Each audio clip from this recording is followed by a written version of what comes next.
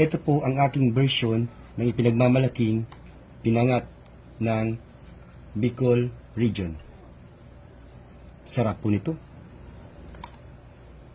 Si Ramsa na mga ka-eyeball. Kain na. Magandang araw sa inyong lahat. Ipakita ko sa inyo yung paggawa namin ng ipinagmamalaking pinangat ng... Kung mapapansin nyo, dalawa yung aking kakanggata. Explain ko sa inyo kung bakit. So una, ito na nga, kaya ko nahiwalay yung dalawang gata, tig 3 cups yan. Ito, lalagyan natin ng asin. Kumbaga, titimplahan na natin yung isang gata. Kasi ito yung magiging palaman natin. Ito yung bawang.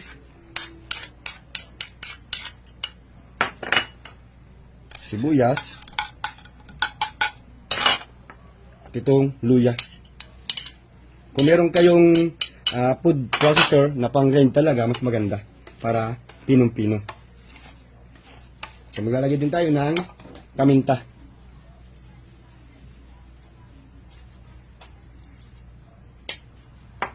Mix lang natin ito. And then isang kutsarang asukal.